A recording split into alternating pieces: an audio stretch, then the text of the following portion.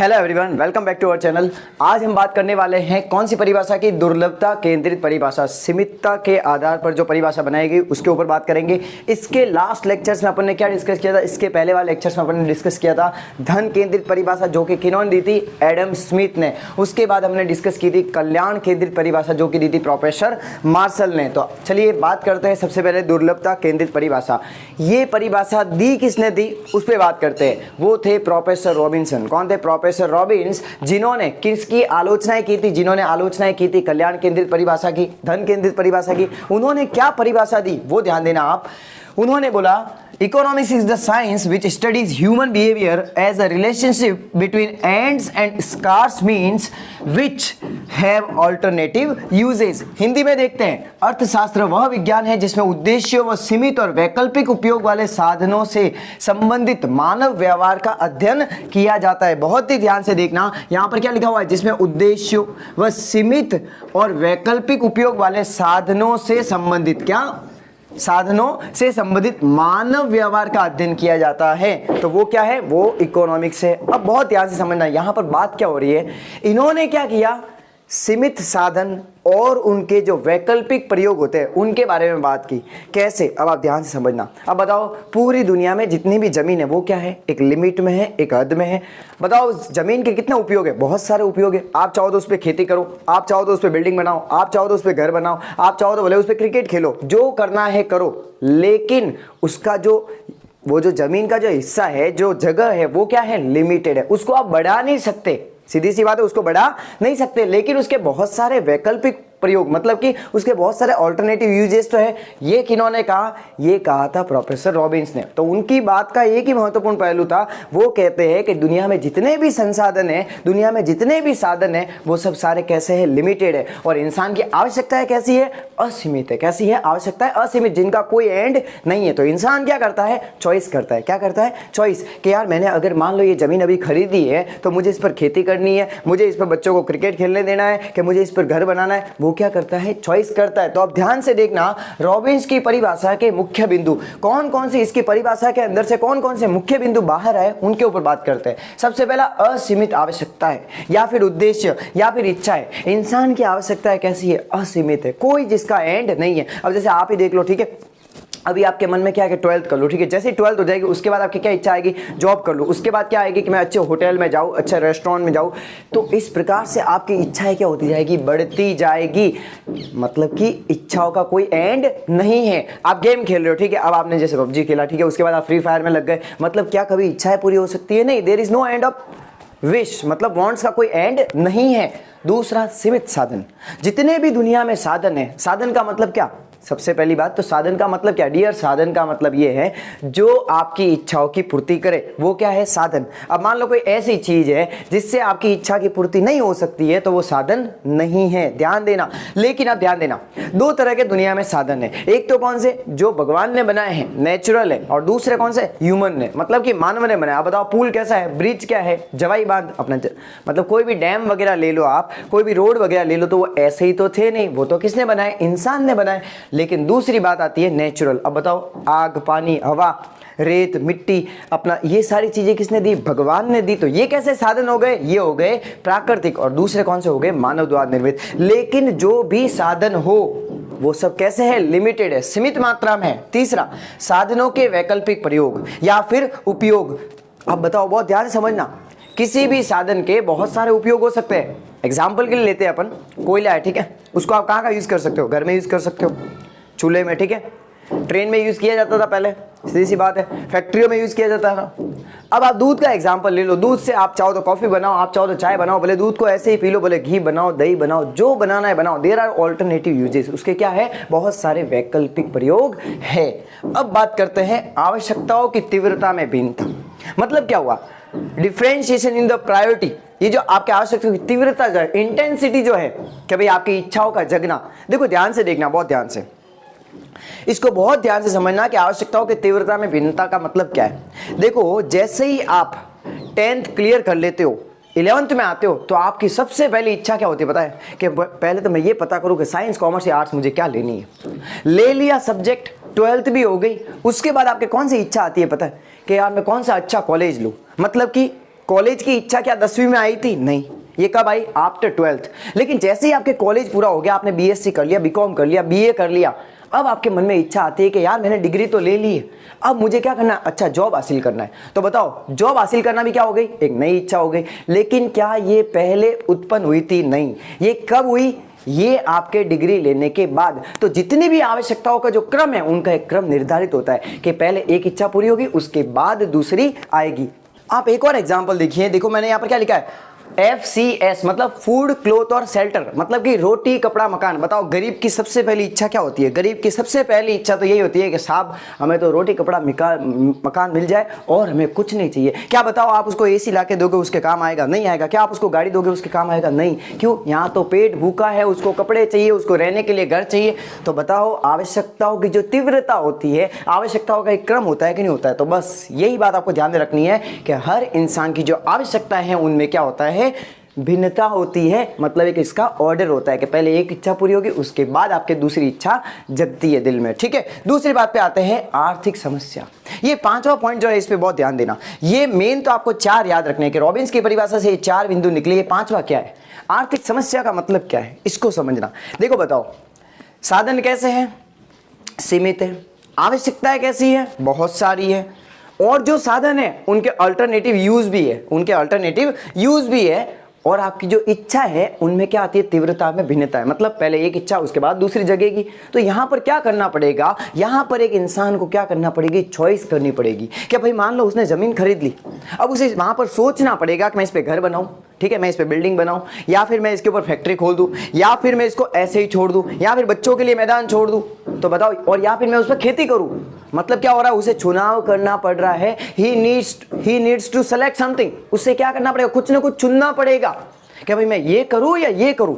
मतलब वहां पर कौन सी समस्या आ रही है? चुनाव की समस्या आ रही है। एक और बात, लो आप दूध लेके आए, ठीक है, अब मान लो आप सोचने लगे यार मैं इससे चाय बनाऊं कि मैं इससे कॉफी बनाऊं या मैं इससे अपने दही बनाऊं। तो बताओ आप क्या कर रहे हो? यहां पर आप चुनाव कर रहे हो। तो आपके सामने कौन सी समस्या आई? चुनाव की समस्या। और ये क्यों आई? क्योंकि दूध के अल्टरनेटिव यूज है। और रॉबिन्सन ने क्या कहा कि जो भी प्रोडक्ट होता है उसके क्या होते हैं? अल्टरनेटिव यूज होते हैं, उसके वैकल्पिक प्रयोग होते हैं। तो बताओ यहां पर सबसे मेन महत्वपूर्ण समस्या कौन सी खड़ी हो गई? आर्थिक समस्या। कौन सी? कैसे उत्पन्न हुई है?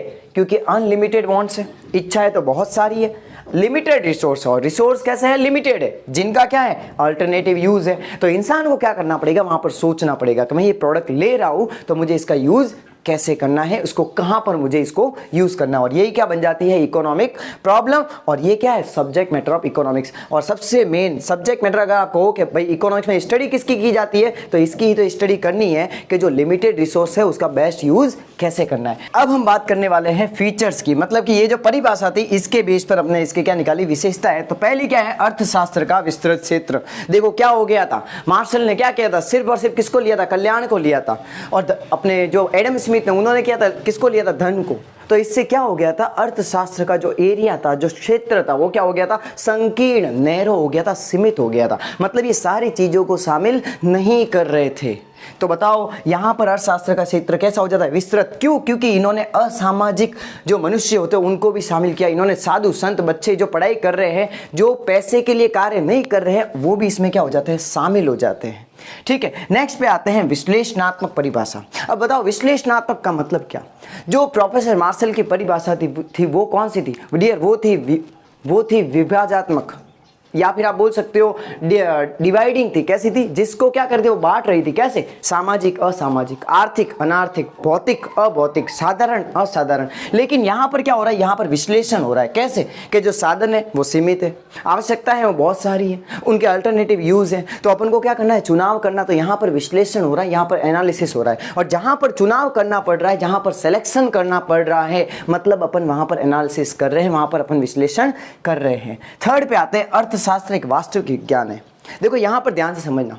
अब हम आते हैं थर्ड पे, अर्थशास्त्र एक वास्तविक विज्ञान है। इसका मतलब क्या है? देखो जहां पर वास्तविक विज्ञान की बात आए वहां पर दिमाग में लाना आपको प्रिंसिपल, सिद्धांत। क्या? कि जहां प्रिंसिपल्स बनाने की बात हो रही है वहां पर वास्तविक विज्ञान की बात हो रही है। और जहां पर यह बात हो रही है कि उन सिद्धांतों को कैसे लागू करना है, उनको लागू करने से फायदे होंगे या नुकसान होंगे, तो ये कार्य किस में आता है? ये आदर्श विज्ञान में आते हैं। तो बताओ यहां पर कौन सी बात हो रही है? कि सिद्धांतों को कैसे बनाना है, ठीक है, उनको कैसे लागू करना है, ठीक है। तो ये बातें कहां पर आ रही है, अर्थशास्त्र के वास्तविक विज्ञान के अंदर। तो यहां क्या माना जाएगा कि अर्थशास्त्र एक कैसा विज्ञान है, वास्तविक विज्ञान है। नेक्स्ट पे आते हैं, अर्थशास्त्र एक मानव विज्ञान है। मानव विज्ञान कैसे, अब बताओ इन्होंने क्या किया, इन्होंने जो सामाजिक मनुष्य थे वो तो आ ही रहे थे परिभाषा में, इन्होंने असामाजिक मनुष्य को भी लिया। मतलब कौन से, जो साधु संत, बच्चे जो पढ़ाई कर रहे हैं, या फिर ऐसे लोग जो पैसे के लिए कार्य नहीं कर रहे, उनको भी इन्होंने क्या कर लिया, शामिल कर लिया। तो ये कैसी परिभाषा हो गई कि ये अर्थशास्त्र एक मानव विज्ञान है, इन्होंने इस पर भी ध्यान दिया। नेक्स्ट, सार्वभौमिक परिभाषा। अब देखो एक बात ध्यान रखना, चुनाव की समस्या हर जगह है। चुनाव की समस्या मतलब क्या, सिलेक्शन का प्रॉब्लम। भले आप अमेरिका में चला जाओ, भले आप लंदन में चले जाओ, कहीं पर भी चला जाओ, भले आप किसी गांव में चले जाओ, हर जगह ये तो प्रॉब्लम आती है कि यार मैं ये चीज़ लूंगा तो इससे मुझे क्या फायदे होने वाले हैं, क्या इस चीज़ के दूसरे प्रयोग है कि नहीं है, सीधी सी बात है। तो मतलब हर जगह चुनाव तो करना ही पड़ता है। तो यहाँ पर क्या बोलेंगे कि ये सार्वभौमिक परिभाषा है, ये हर जगह, हर देश, हर जगह लागू होती है। तो ये तो थी बच्चों परिभाषा के बेस पर, परिभाषा के आधार पर विशेषताएं थी इस परिभाषा की। अब हम बात करेंगे आलोचनाओं की। देखो आलोचनाएं हर जगह होगी, क्योंकि अपन ने क्या बताया था कि अर्थशास्त्र, पहले लेक्चर मैंने बताया था अर्थशास्त्र एक कैसा विज्ञान है, विकासशील विज्ञान है। अभी भी इसके अंदर डेवलपमेंट हो रहे हैं, तो कमियां तो निकलेगी ही। तो बाद के जो अर्थशास्त्री आए उन्होंने क्या किया, इसके अंदर कमियां बताई कि क्या क्या कमियां हैं। यहां पर पहली बात, आलोचनाओं में पहले क्या, अर्थशास्त्र का क्षेत्र विस्तृत एवं संकीर्ण दोनों हो गया। इन्होंने क्या किया, सारे मनुष्यों को शामिल किया, सामाजिक और असामाजिक। लेकिन इन्होंने क्या बोला कि अर्थशास्त्र तो केवल एक वास्तविक विज्ञान है, अर्थशास्त्र आदर्श विज्ञान नहीं है। तो इन्होंने क्या कर लिया, उस एरिया को कम कर लिया, जो क्षेत्र था अर्थशास्त्र का उसको लिमिटेड कर लिया। नेक्स्ट पे आते हैं, अर्थशास्त्र उद्देश्यों के बीच तटस्थ नहीं है। देखो ध्यान देना, क्या होना चाहिए, अर्थशास्त्र में इसकी बात बिल्कुल नहीं होती है कि क्या होना चाहिए, इन्होंने ये कहा। लेकिन क्या ऐसा होता है, नहीं। आज के अर्थशास्त्रियों का कार्य क्या है, आज के अर्थशास्त्रियों का ये भी कार्य है कि चलो प्रॉब्लम तो आपने बता दी, अब इसके सॉल्यूशंस क्या है ये भी हमें बताइए। तो ये भी आजकल क्या हो गया, ये अर्थशास्त्र का एक हिस्सा बन गया है। लेकिन इन्होंने इसको क्या कर दिया, नकार दिया। तो इन्होंने कहा था कि अर्थशास्त्र उद्देश्यों के बीच तटस्थ है, लेकिन ऐसा आज के जमाने में नहीं है। नेक्स्ट पे आते हैं, केवल विज्ञान नहीं बल्कि आदर्श विज्ञान तथा कला। ये तो आप देख ही चुके हैं कि भाई खाली ये कौन सा, खाली वास्तविक विज्ञान नहीं, ये आदर्श विज्ञान भी है और कला भी है, क्योंकि सिद्धांत बनाना भी शामिल है और सिद्धांतों को लागू कैसे अच्छे तरीके से करना है और उनके क्या फायदे हुए, क्या नुकसान हुए, उनका विश्लेषण करना भी इसमें शामिल है। परिभाषा के आधार पर मैं कह रहा हूँ, ये ध्यान रखना। नेक्स्ट, रॉबिन्स की परिभाषा एस्थेटिक।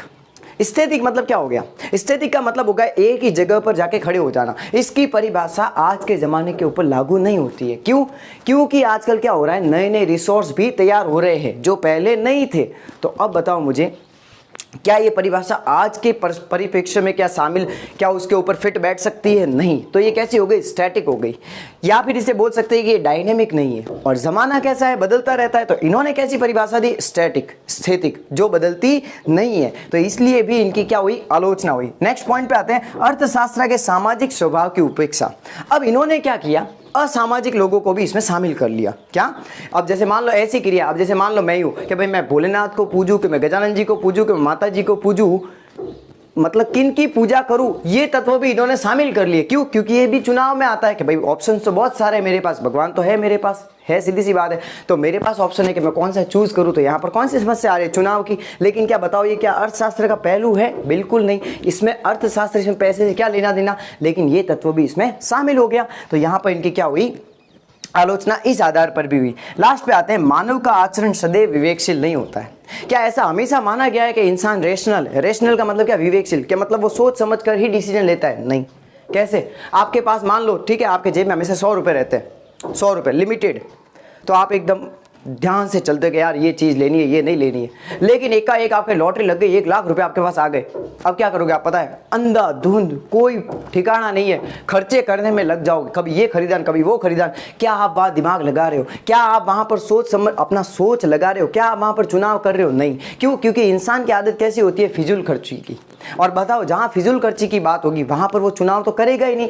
इस आधार पर भी इनकी क्या हुई, आलोचना हुई। तो हम मोटा मोटी तौर पे कह सकते हैं कि इनकी परिभाषा थोड़ी जटिल थी। क्या थी, कॉम्प्लेक्स थी, लेकिन हर इंसान के समझ में भी नहीं आती है। लेकिन इन्होंने क्या किया, एक अर्थशास्त्र को एक वैज्ञानिक आधार दिया और इन्होंने क्या किया, एक बड़ा योगदान दिया। किसके बाद? प्रोफेसर एडम स्मिथ और प्रोफेसर मार्शल के बाद। लेकिन इनकी परिभाषा में भी कमियां थी, तो उनको किसमें पूरा किया? विकास संबंधित परिभाषाओं में उनको पूरा किया गया, उनको दूर किया गया।